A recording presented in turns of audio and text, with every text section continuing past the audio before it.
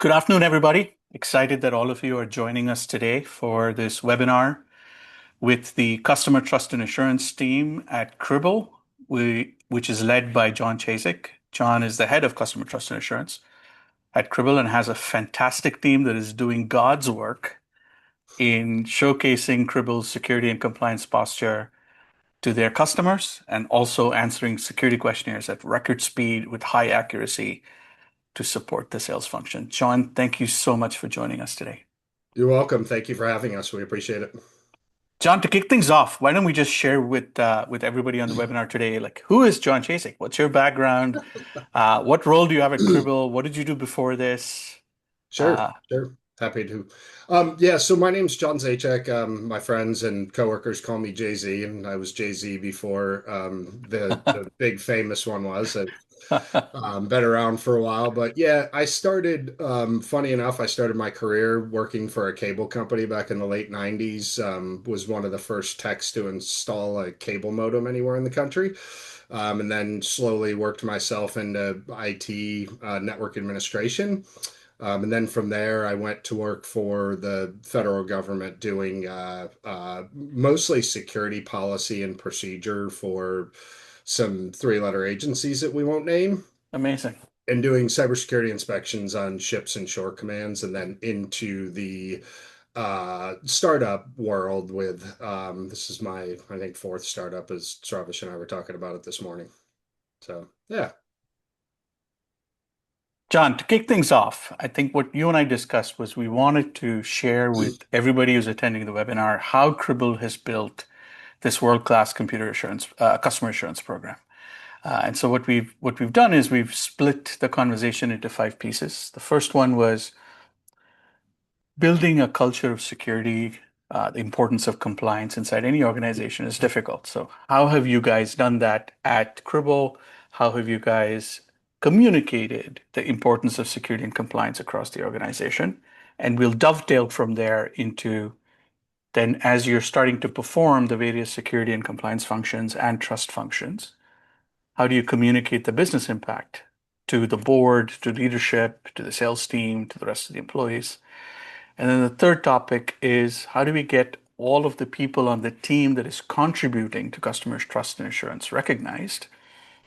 And then just as a little set of fun anecdotes, any weird, strange, quirky customer assurance stories that you have. And then finally, we can bring it all together and sum it up for everyone on what are three takeaways that we want the audience to get from today's webinar.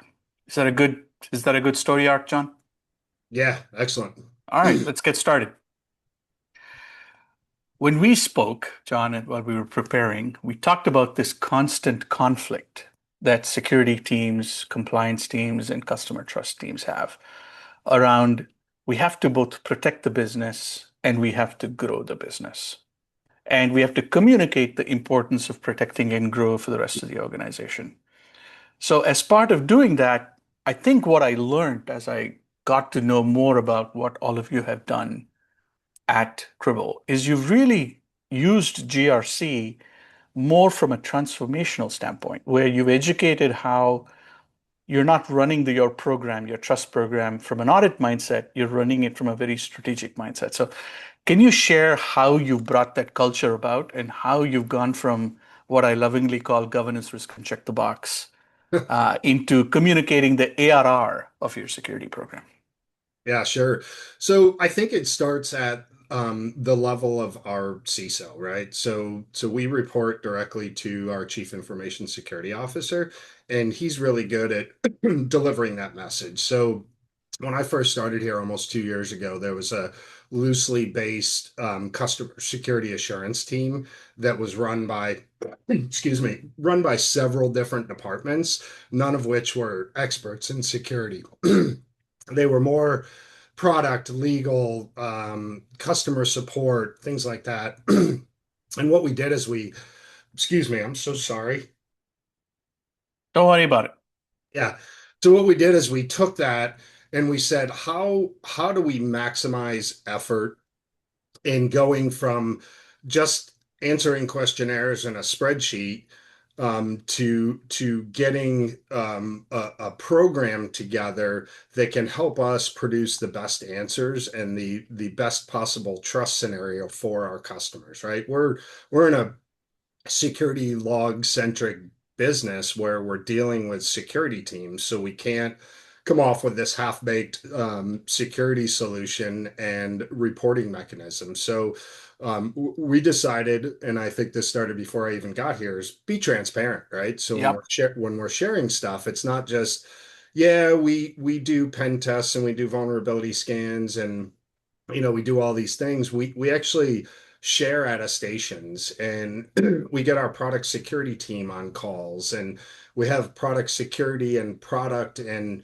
our GRC team that contributes to our responses and our policies and our white papers. And we just thought let's be transparent. And it's really worked out well for us. And just some data sets as we've had several customers look at our trust portal, which is very transparent, and we've avoided questionnaires, right?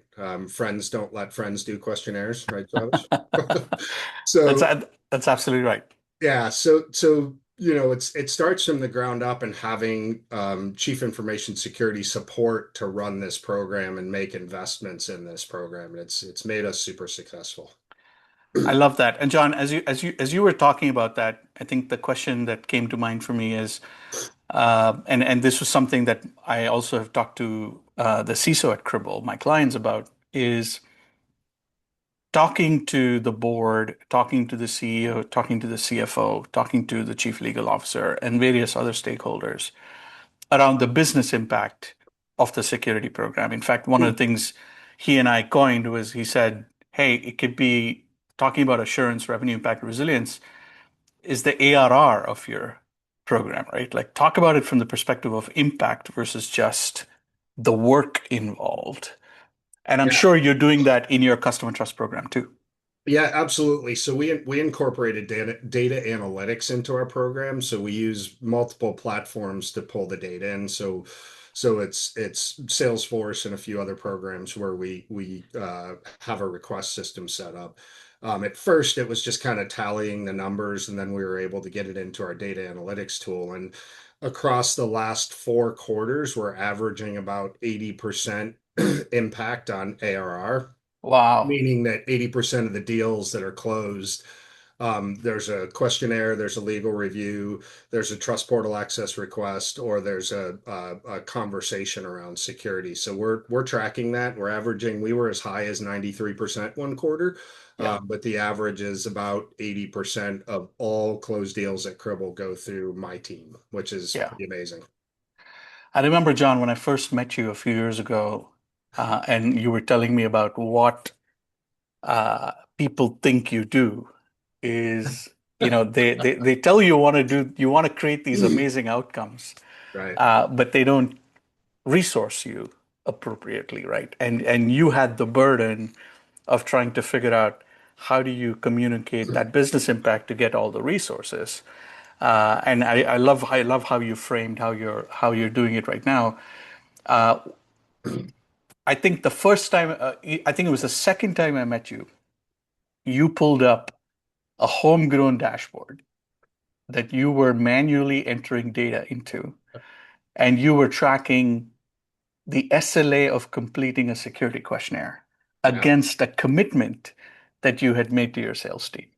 Yep. And I love that. Could you share with the audience what that process looks like, what the commitment looks like, and how do you track it? Yeah, I think it was like I look like I'm gonna roar, and it was like a meow, kind of like that picture you showed. I love that picture. So, yeah, it was really tedious, and I think getting the majority of questionnaires into TrustCloud into our questionnaire process and usually utilizing the knowledge base really lent us to spend more time on other areas that were super important, right? Like Yeah, white papers and having the conversations with the customers. We didn't just want to sit behind a blank computer screen sending out documents. We wanted to be able to communicate with the customer. And And I think, having some of the tools we have in place, like this dashboard you're showing, and pumping some of this information into a data analytics tool Yeah, allows me to go back to our CISO, who then goes to sales leadership and says, "Hey, look at how much work we're doing for your team. How yeah, about sending some money our way and giving us some more help so we can do even more for your team?" And that would, that's great. going on site with customers, and going to conferences and helping talk to customers about what we do and how we do it and how we secure it, right? Yeah. And for clarity for everybody on the webinar, this is just fictional data. This is not Cribl data or any specific customer data. This is just fictional data. But the concepts are very interesting, right? Because I think what I heard from John was they want to track how many sales opportunities they're supporting.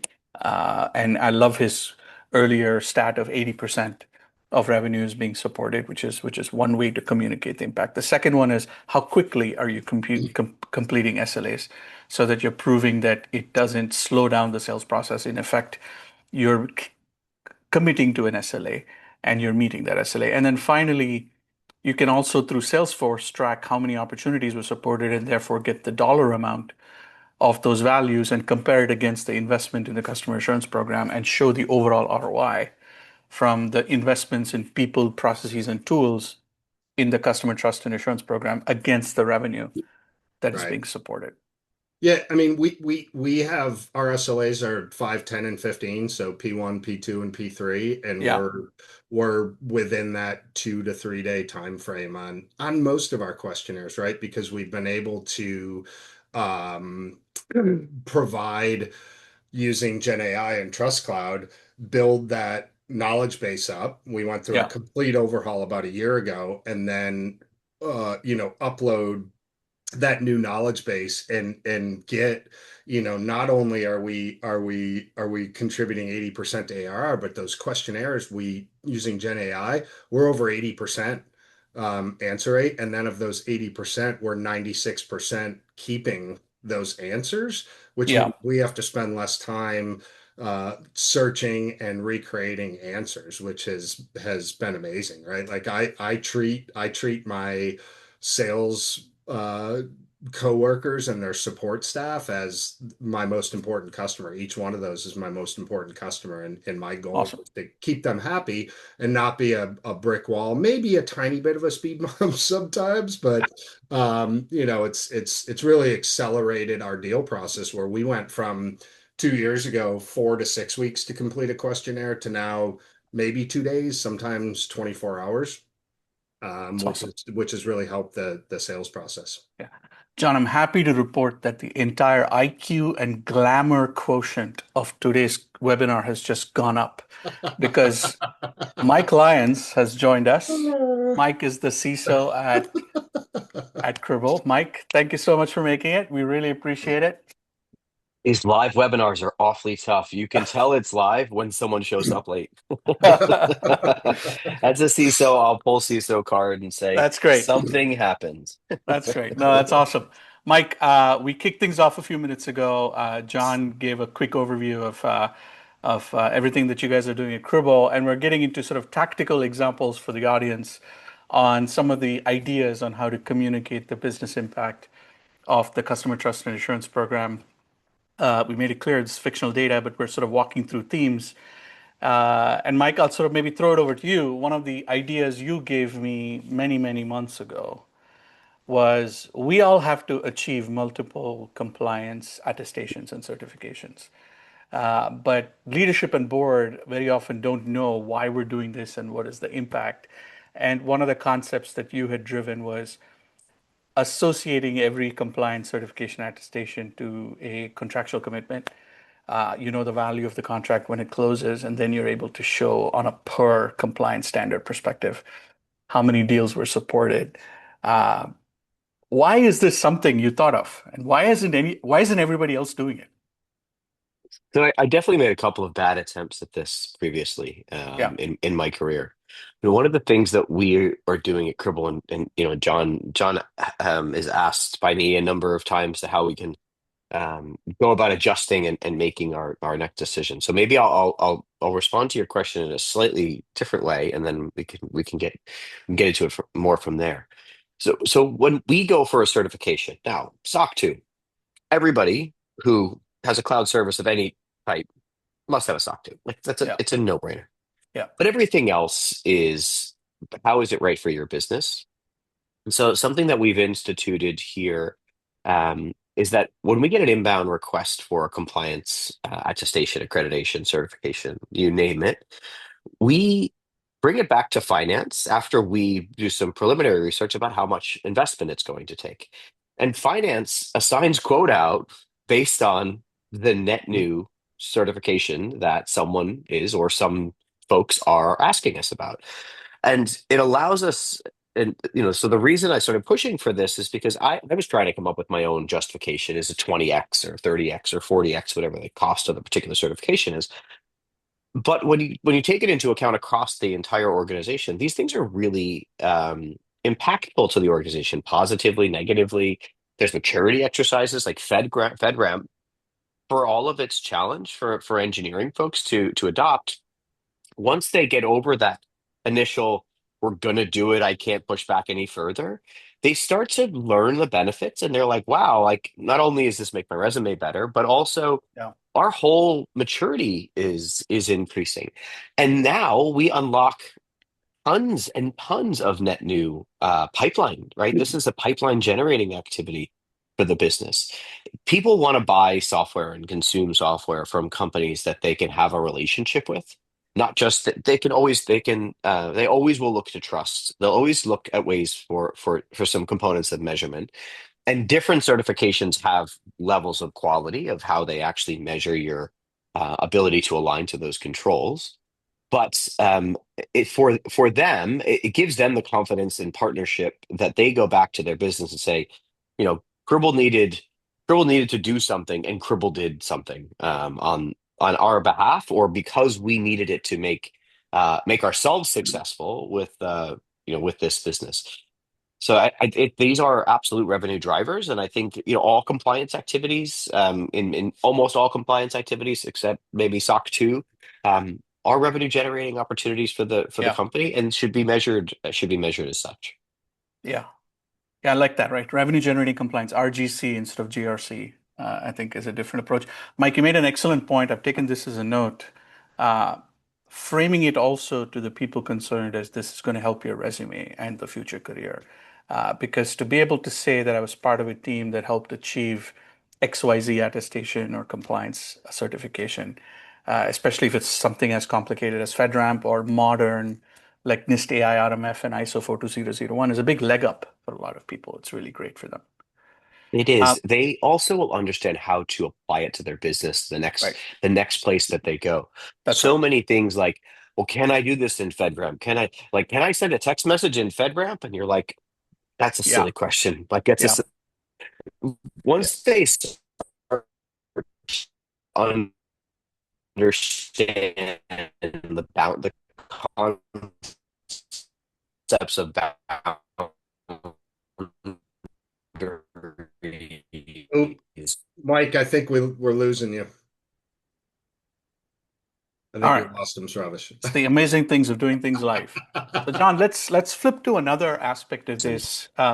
things to Again, we talked about how to portray how your program is contributing to revenue. Talked about how compliance is contributing to revenue. Another big part of what I think y'all have done extremely successfully at Cribl was to also show the really positive use of AI and how AI has unlocked a lot of productivity. And these are examples of ideas we've discussed with in design partnership of how do we communicate that productivity to the team. So I'd love to hear from you and Mike on, how does investments and strategies in your security and customer trust and assurance program get you recognized for innovative use of AI?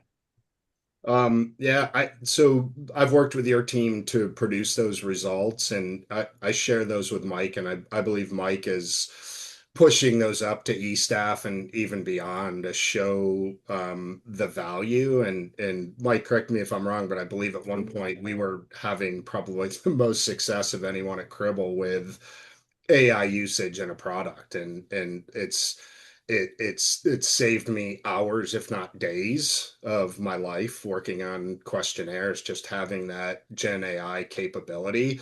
And I think we're just kind of at the tip of the iceberg as we move our entire GRC suite in, have controls and have policies and have all those things that our Gen AI will be pointing at, will release even more time for us to, help support the organization.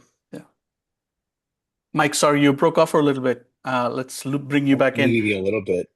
Yeah, what does this look like for you? Why is it important to communicate the use of AI and what AI is bringing for the business?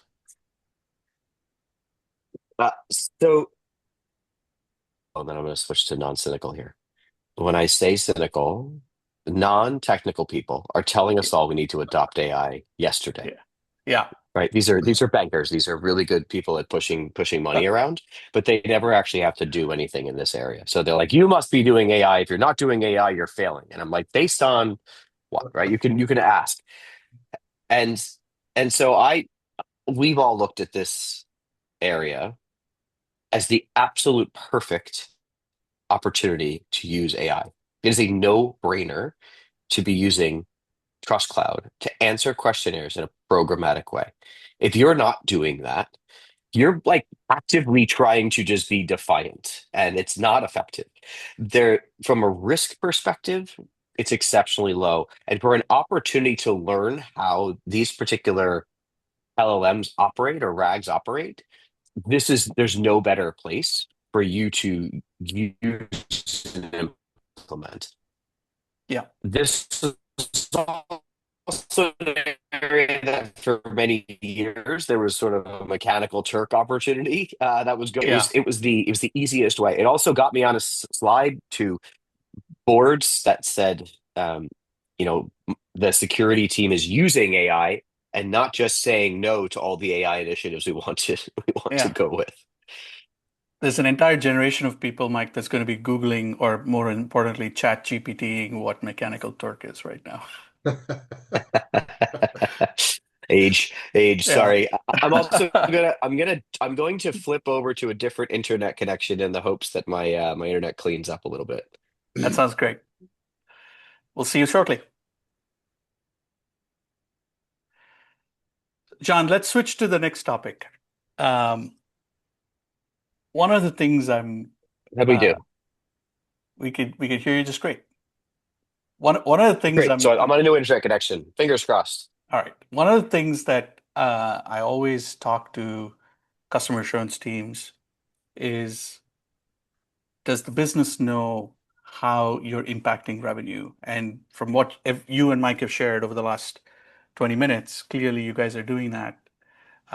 But for me, the proof of that really is recognition.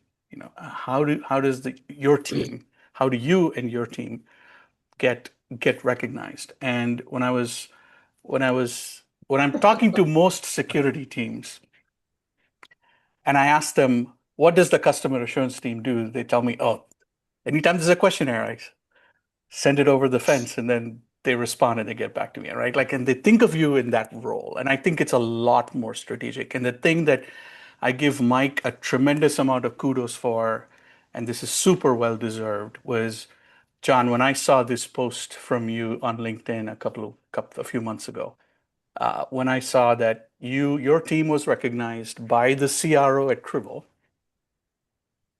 and you won President's Club selection and you were sent to Hawaii for your efforts, but also your team's efforts. That is just amazing. I mean, I just had goosebumps. I was liking this post and sharing it and liking it and sharing it and supporting it and changing every reaction because I was so excited. So, Mike, how did you make this happen? So I didn't. John did. All right, John, how That's did you make absolutely this the happen? case. So, well, let me just opine a little bit. So some of the, inside baseball components of this were, hey, there's an opportunity for us to recognize some people that are not on the sales team for their contribution to our customers. And one of the first people to propose a name was our CRO. And he said, look, I don't have a whole lot of interactions with Jay-Z, as we call him internally. I don't have a whole ton of interactions with him, but my team tells me that if I'm not making Jay-Z happy, I'm not doing my job as a senior leader in this organization. And so I would like to see if Mike, he does happen to work for you from an HR reporting perspective. Do you have any challenges with me, recognizing giving us the opportunity? I said, well, first off, I could say I'm sending you to club, and that means like a little, right? Because Jay-Z and I've been friends for a long time, and he knows I, respect the shit out of him, stuff out of him. Sorry. The But I said it would be much more impactful for you to basically just tell him what you just told me about how much he contributes to the business, and say what your data sources were on why this recognition was the case.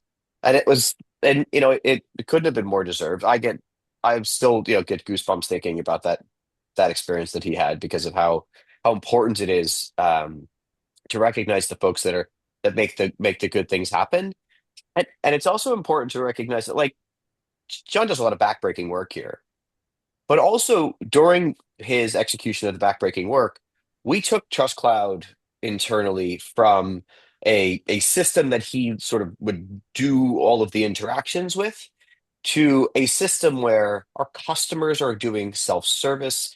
Our sellers know that TrustCloud exists and how to engage with TrustCloud to make themselves more successful. So there's so much of what John did here that was hard backbreaking work. And then there was also so many things that he did to really expand and create efficiencies, inclusive of AI-based efficiencies, for making that relationship with our customers. Our customers' first value is the first value we have, and there's a reason it's the first value. But to give them the ability to have a better experience with us, to be able to answer those challenging questions that they internally are being asked, and answer them in an efficient manner without having to phone a friend every single time. They can go to a self-service portal. I am super excited to make that way bigger for these customers. Yeah. Yeah, and thank you, Mike. I appreciate that. I think it takes a village to build a program like this. And when I got here in early 2024, it was like I said earlier, it was a kind of a scattered program, and I just kind of rounded up the champions on each team and made sure I connected with them. I still, almost 2 years later, connect with them on a bi-monthly or a monthly basis. And I have outreach. If I'm on a call and I need ProdSec, I can call them and they hop on a call. If I need help with a question, I could send them a question. If I need an attestation, I can get them to write up an attestation and Mike signs it within a couple hours if he's not on an airplane. So to me, it wasn't just me. It was dozens and dozens of people that helped with this effort, and they wanted to help with it because, like I said, it was legal was answering questionnaires, ProdSec, revenue ops, sales people were answering questionnaires just to get them out the door because there was no function doing that. And once that function was established, it's people think that I'm over here sprinkling fairy dust on it, and the questionnaires just appear in a good format. And little do they know that you guys are sprinkling the fairy dust on the background and helping us improve that process. So yeah, that's how we got There's here. a reason AI is are two of the letters in fairy. Yeah. Yeah. I love Well, I that. like that one. I'm going to use that. Yeah. John, talk about one more thing. When you and I talked earlier, you also mentioned that you've put in the effort to build relationships with people on the sales team, and build genuine connections and friendships to support them. And I think that's part of how all of this magic comes together, right? It's not just technology; it's also building trust with the stakeholders on the sales team too. And how important is that? Because I don't see that happen very often. So how did you go about doing that? Like I said, I just treat them all like they're like a seven-figure customer, right? Mm, I interact with them. I'm on forecast calls. They call me, I give them my cell phone. Probably a really bad idea. I don't recommend that for everyone, but they reach out to me at 7 o'clock at night if they've got an emergency. Sometimes I have my one of my favorite UK salespeople just calls me just to talk. I try to make them friends because while I'm helping them, they're helping me. Yeah. And I enjoy working with them, and my job is to keep them happy and keep them moving forward, right? Yeah. I think it's an important, so maybe if I could add on Please. to John's statements there, it's important to have a few folks within the field that you can have a relationship where they will give you unfiltered feedback. And I think I'm. We say this a lot at Cribl, but I believe this for most of my life, and at ServiceNow, this is a major thing for us as well. Feedback's a gift, right? It is. I like to say, attack the idea, not the person. There's probably a nicer way to say it, but that in my head, it's always goes that way. And by having your relationships and establishing your relationships, and some of my best friends in my life are salespeople in B2B SaaS companies, because they will tell you things, and they will also have experiences with their customers, and their customers will give them feedback, and it's the best way to measure what the pulse is. Now, if your favorite rep is not the most functional rep in the company, that's probably something that you want to think about. Yeah. If they're just a nice person, be friends with great people. But do you want to be working with someone who's a little bit Dennis Rodman in the uniqueness? Again, using a little bit of a dated analogy there, but a little bit of the you can only have one of those on the team, as sort of the analogy works. But you also want to have someone who is continuously that process follower or process advocate, the one who, if your company's initiative is to only use your own legal paper, that they're the ones who always position your legal paper straight and up front. And so you'll learn when you adjust and add policy or procedure into someone like that, in someone like that's life, um, they feel it, they measure it. These are not like, blindly go into the beyond with you types of people. These are folks that have been able to adopt process, have been able to adopt policy, and so they can give you great feedback about what you're trying to do with regards to automation. I think the "let me Google that for you" meme is probably not too old to reference. It's now like "let me glean that for you" is, I think, how the enterprise world is going. But we want folks that are willing to do a little self-help, and don't necessarily want you to have to be involved, right? They want you involved Yeah. when they have to, but they don't want to have to include you in that process. I love that. We've got some questions coming in, so I'm going to also bring up some customer questions shortly around customer assurance from the webinar attendees.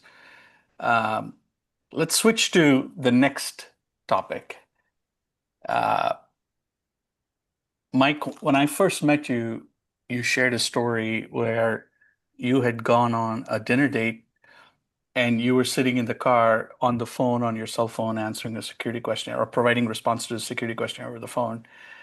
And your partner was in the restaurant sending knives out of her eyes towards you in the car. And like I have this memory of that happening. Uh, we all have weird customer assurance stories. We've all seen that we want to punch things in the face when we get a questionnaire. John, like you said earlier in the webinar, friends don't send friends security questionnaires. We just sort of hate this entire process. Um, what are some strange and weird things you've seen, whether it's in questionnaires or from customers or situations? Well, can I say my favorite one, which Yeah, is, I love the 10 or 12 questions we get about tape backups. Those are my favorite questions in questionnaires, as yeah, though those are even remotely going to exist in any CSP, right? yeah, I'll start with that one. That's always my favorite. And there's not one, right? There's 10 questions. Are you encrypting the tape backup? What algorithm are you using? What kind of box are you storing them? How are you dealing with destruction of tapes, right? It's like you put all this effort into building this questionnaire once and clearly never. yeah. Crazy, right? I love the off the wall questions. Yeah. Yeah, John, what's one of your favorites? My favorite is we're going to use Cribl Cloud and we want to understand your DMZ setup. And then the 10 Love a follow-up DMZ. questions. Yeah. Yeah. Uh, to the weird location, Sravish, was I got a lot of flack for going on vacation last January, the last week of the fiscal year and the last week of the quarter. Um, did a bunch of work to make that happen because it was the only time my school teacher wife could take off, and she went up to the bar to get a drink, and I'm sitting in a lounge chair answering a security questionnaire on my phone on the beach. So not weird, lovely place, but kind of weird timing. I may have sent him a Slack message that said go on vacation. I try my best. I've got one maybe just actually very relevant to the image that's on this page here. So I was joining a very early conversation with a retail bank, well-known consumer retail bank. Um, they're local to me in Rhode Island. I won't name them, but they're local to me in Rhode Island. And the chief information security officer is on the call. The chief security officer is on the call, who's the for a senior physical infusion center owner. And I was wearing the T-shirt that said "Friends don't send friends" security questionnaires. And I this is a very physical thing. So I was sitting kind of like this, right? So you couldn't see the shirt I was wearing. And we went through the conversation about what is it we're doing, and he sort of articulated his vendor process, and then he sort of had a pause, and as he took a pause, he leaned back, and this image of "Friends don't send friends," and I could see him doing one of these, like looking into the camera, and I paused just to give him the opportunity to read the shirt, and he said, "I love the fact that you wore that shirt to this call because I am going to send you questionnaires." And I said, "You know what? We're not friends yet. We have an opportunity to become friends." And it was a good icebreaker for him. I said, "Look, we get them all the time. This is obviously us thinking about how we can do third party better. This isn't because you don't have things you need to know about in order to secure your business. But it's about the exchange of information where there's an opportunity to up level it. And this is why we measure well all of the interactions with all of our customers. We're measuring where, and John's recently updated that we actually freeze at which stage in forecasting that CSA is most effective so that we can figure out how to further enhance and enable our sellers on how that interaction can go better.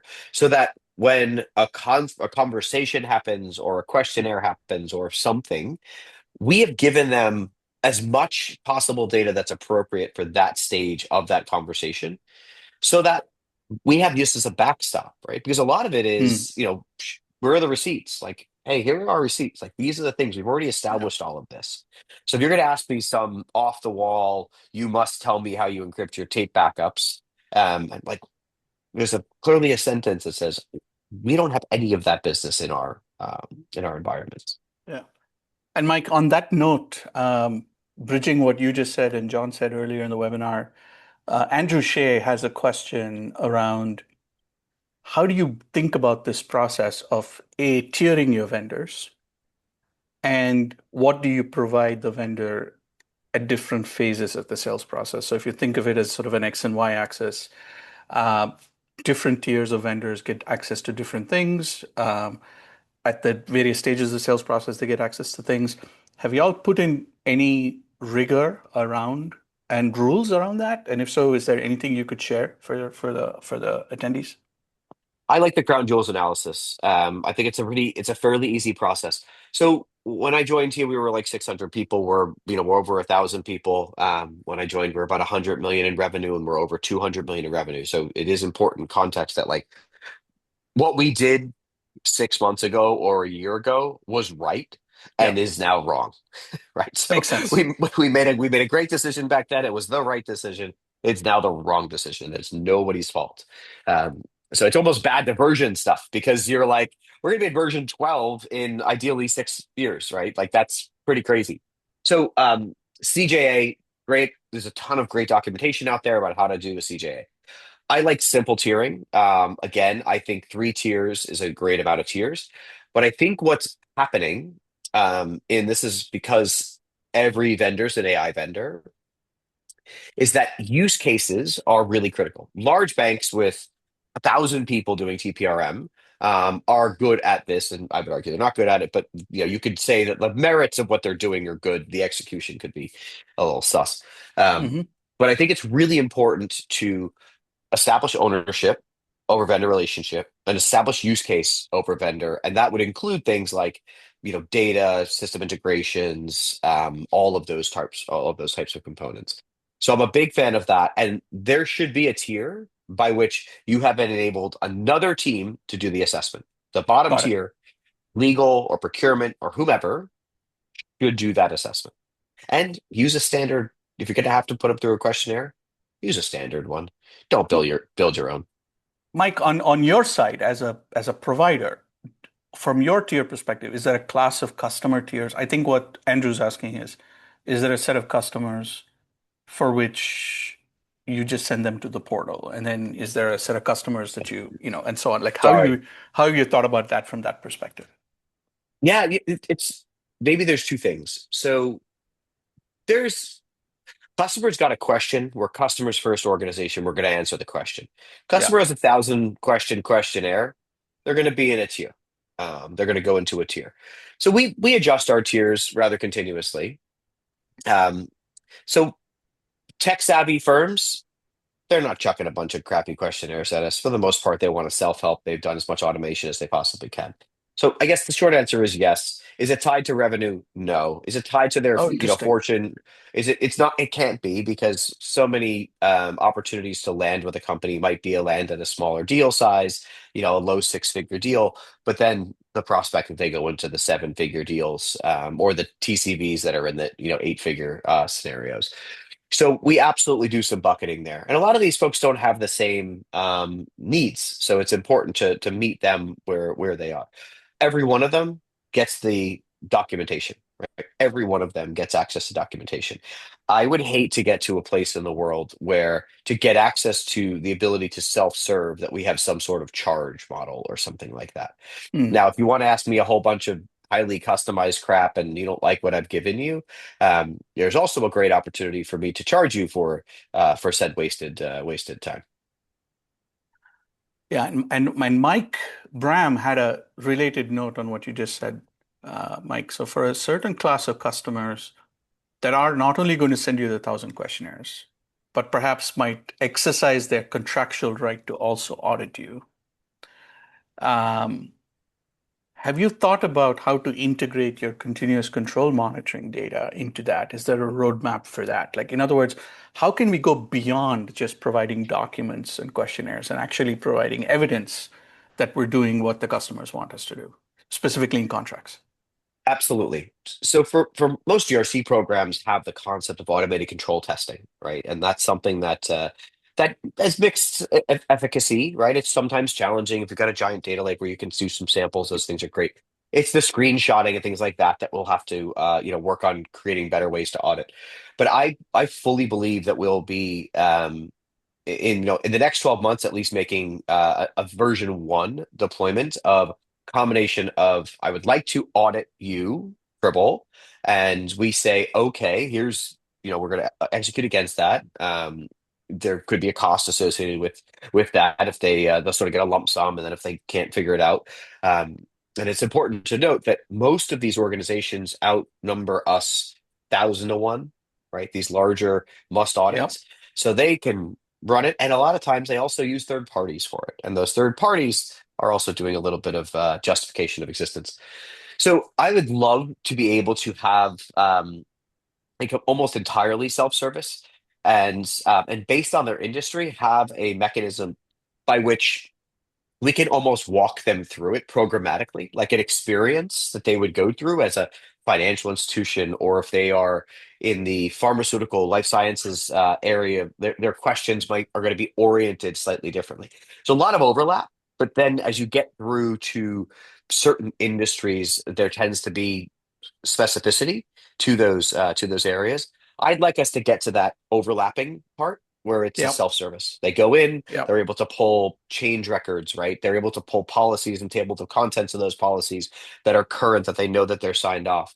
I'd also like to be able to show them traffic lights that explain based on our control monitoring, our control testing, how are we doing? So let's just say our vulnerability remediation SLAs, what's the color and how we're performing against those remediations?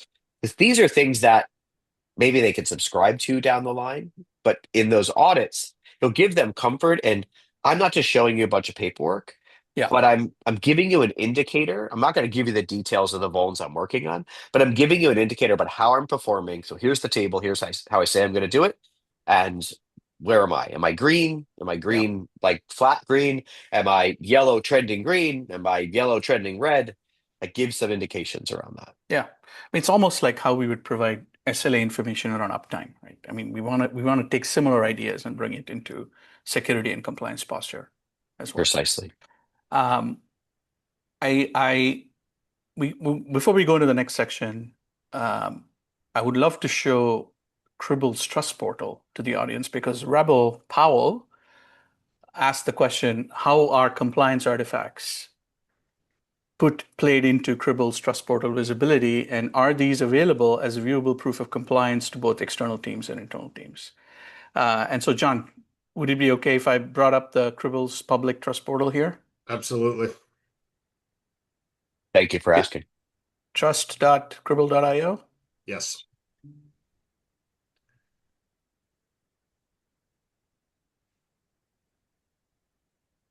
Live demo. This is high risk. Well, we've already solved for internet connectivity, so you might as well push the limit as much as we can. Thank you. I'm thankful my battery's fully charged on my laptop. So, John, just share with the audience what was the philosophy of how this came together. What were some of the themes you wanted to convey? And I'll just click around as we Yeah, do this. Yeah. so a lot of this was built before I got here, and we redid a little bit of it, but just kind of wanted to give an introduction to Cribl at the top. Wanted to show our certifications, the most relevant ones that we get asked for on a regular basis, ISO, SOC 2, and then shows a listing of some of the documents that are available, and that's just a really small list there of what's available to someone who's signed the NDA. So for sign up, if we don't have a NDA as a customer or prospect, we have a click through one page NDA that they can sign, and then that gives them access. And like I said at the beginning, super transparent, right? Like we've got attestations and pen test reports and vulnerability attestations and policies, and there may become a time when we get a little bigger where it's maybe just table of contents on some of those policies, but Yeah. we have a philosophy here, and Mike can expand on that. Our ProdSec team is like, yeah, share that attestation, executive summary letter from the pen test report. And I love it. It puts people's mind at ease when you're able to share that information and they can see that you're not hiding anything. This is great. Yeah, so then, our controls, we're moving our control sets in. Like I said earlier, we're bringing that whole GRC program in. If you go, one of the things we recently implemented that I think is helping us a lot is under the resources drop down.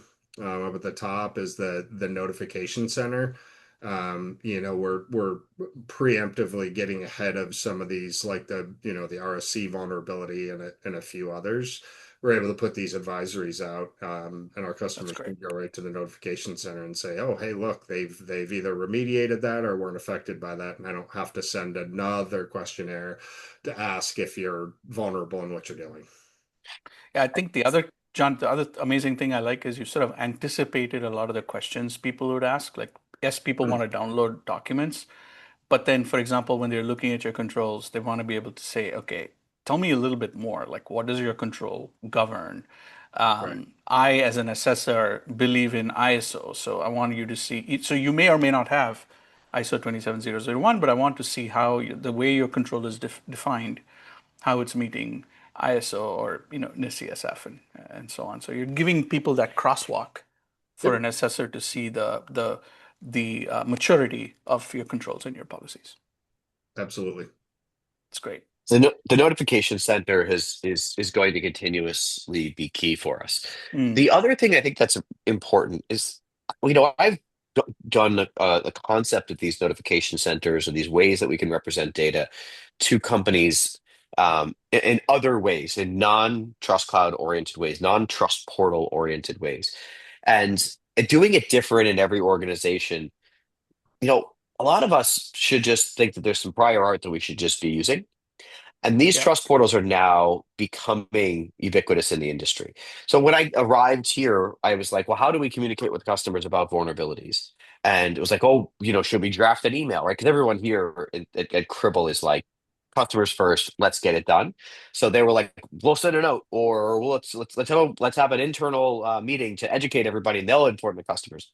And because our Trust Cloud adoption here was not as far along as it is now.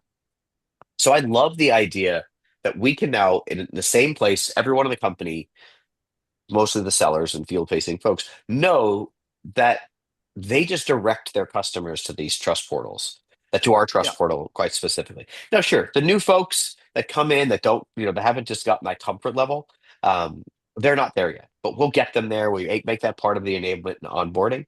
But then it becomes this interaction where our sellers are going and grabbing data. And sometimes, some of the sellers are like, oh, I'm going to do it for them. It's like, well, whilst that's a little bit helpful, you are effectively, putting their face in the water and telling them to drink.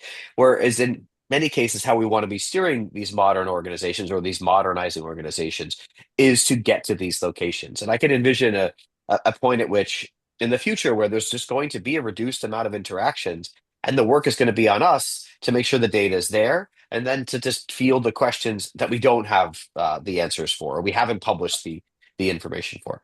And then from a NDA scenario, right? This is a great, easy click-through operation for our folks. And it's important to know that for our sellers, these logins that our customers go in here or prospects go in here, these are all going back into the CRM. So there's no loss of data here between. So these interactions are, oh, hey, Mrs. So and so who runs compliance over at this, telco or whatnot, she's logged in, 3 times this week to the Trust Yeah. portal. And that seller can be like, hey, well, that sounds like progress. Like they're Yeah. they're interacting and they're starting to get more serious with us.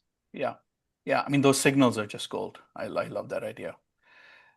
So Mike and John, just to summarize everything, we've discussed a lot of concepts. We've talked about how to uh, build a security culture within the organization. We've talked about how to showcase the impact to leadership, to the board, to the CRO, to the CEO, et cetera. We've talked about how to really elevate the team members as the real custodians of trust and get them recognized and celebrated, as well as some weird stories. Um, but to summarize and bring everything together, we've talked about how you use TrustCloud with both the Trust Portal as well as the AI ability to complete questionnaires with AI. In the near future, we're going to have agents that are available where if somebody is going to come to want to perform an audit on you, they can just interact with an agent, so they don't need to talk to John anymore. We believe we want to create a world where we're going to have an agent on a TPRM tool talk to an agent on TrustCloud, so an entire assessment can happen agent to agent. So there's a lot of things that are coming in the near future. AI is going to change this industry pretty rapidly and significantly. But let's bring it back to reality where what can people take away as how do you put a strategy together? What are three or four things they should take away from you guys, both at the CISO level as well as the head of customer assurance level? Like what can they put in practice tomorrow? So Mike, you want to start? Oh, I was going to just point to John and Okay, say, let him John, you kick us start. off. I got a Yeah, thousand ideas. yeah. Well, first, I'm Suravish. I met with your team this week, and I told them not to AI me out of a job because I like my job. But no, on a serious note, yeah, I think it goes back to having that village helping you build this thing, right? So my interaction with GRC and Mike and ProdSec and product and HR and every team out there has helped me put this together. I think it's really important to have those relationships, not only with sales, but those internal teams to make this happen, because this doesn't look like what it looks like now without those people contributing to that. And then having a CISO who understands what you're trying to do and goes and gets that money for you when you need additional buys in TrustCloud to make the experience better, like the whole GRC suite and getting all of the controls and all of the certifications in there. So Those are a couple really important things that help me get through this process and help make this team successful. I would say, from my perspective, first off, to make these activities successful, start off with a questionnaire that you believe asks the right questions of your business, and build one of those out. So you're going to put legwork in, right? AI is only as useful as the underlying data that you put in there. Come up with a system for maintaining the knowledge within that. So we like the SIG. I've been using the SIG since a long time ago, 2010, 2011, something like that. They're great systems. Those are really good, comprehensive, domain-based questions and answers. They're ways that you can then fulfill, and they map back to a lot of other accreditations. They're also available for a very small amount of money for those other vendors out there. I think that's the first one. So get a baseline going, work on it. Um, do it as quickly as you can, because it's funny, in any business that's growing, those answers change faster than sometimes than you think. That's a pretty key one. Make the trust portal not just, we really take security seriously in the company. Of course you do. You're selling it to another business. It's not a stupid statement. It's just a of course type of answer. So give some substance to your trust portal. Put some substance in there. Um, I'm not going to say don't put, and also, not necessarily need to put like a future, coming soon or anything like that, but put some real substance in there. If you're not updating the trust portal on a Mm, almost monthly basis, you're not doing yourself a favor. yeah, You're not also doing your customer a favor, but you're not actually doing yourself a favor. Like, it needs to be part of your muscle. You have to constantly be going out there and doing those push-ups. Um, and last but not least, I've said it, I'll just maybe repeat something that I said earlier, which is, every business is being asked to do things with AI. This is absolutely the most no-brainer opportunity for you to provide value back to your business, automate, and not have to scale purely through wetware, that you can scale through software. that's awesome. Mike, I'm going to add one more thing to what both of you said. I think ultimately, if you're going to make this successful, you have to build the integration between this work into your sales function.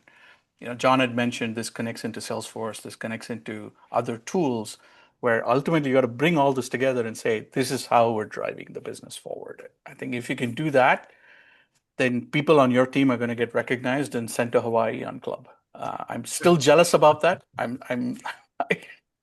I hey, me too. I didn't get to go. yeah, it's just amazing, right? Like, I mean, look, I use this anecdote of how the customer trust and assurance program at Cribl was recognized by the CRO all the time, as much as I can, because it tells two things. It tells you how much Cribl values customer trust and assurance, not just as a sales enabler, but as a differentiator, that you're using it to showcase how your customers can trust you. That's number one. But then number two, it also shows that you guys have put together processes and tools and people in place that are being revenue drivers for the business. And both those two things is magical when it comes together. So it's important for me. Like, customer lifetime value is a phrase that's used in sales circles all the time, right? And that basically is like, how long you have to keep a customer before the customer can actually help you make money on the business, right? So you can actually turn it into a profitable customer. And CLTV is something that security can really unlock. CLTV really help expansion of business. Customers, when they're buying things, they usually have a narrow, thoughtful use case for whatever your software is. But the intention is that they be a larger customer of yours, right? The land and expand motion, as they all talk about. Yeah, These types of interactions here give them the confidence that I don't just need to get this narrow use case to work, or I don't need to just get through the security just to get there. If I can go through this assessment, I can do this assessment once and comprehensively, I might be able to unlock this across my entire business. yeah, And so I then don't need to come in from a TPRM perspective and nickel and dime every additional use case, because they've been given the opportunity to use our software across yeah. the entirety of their business. And I think that these experiences create efficiencies, for those customers to be able to do that, as opposed to having to go through onesie, twosie styles of interactions that don't necessarily help all of the parties involved. Yeah. Mike, I know you had a busy day. I know things have come up. Thank you so much for taking the time, John. I hope this was a pleasant distraction from using AI to answer security questionnaires. I don't want to call it us. Very pleasant. Really appreciate both of you taking the time. Thank you so much. And we will summarize this and share it with the audience. Thanks for having us. We Appreciate appreciate you all. Thank you. Travis, it. great to see you. Good to Jay-Z, see you, keep Mike. kicking, Thank you, keep Jay-Z. kicking Bye. butt. Yep. Thanks. See ya.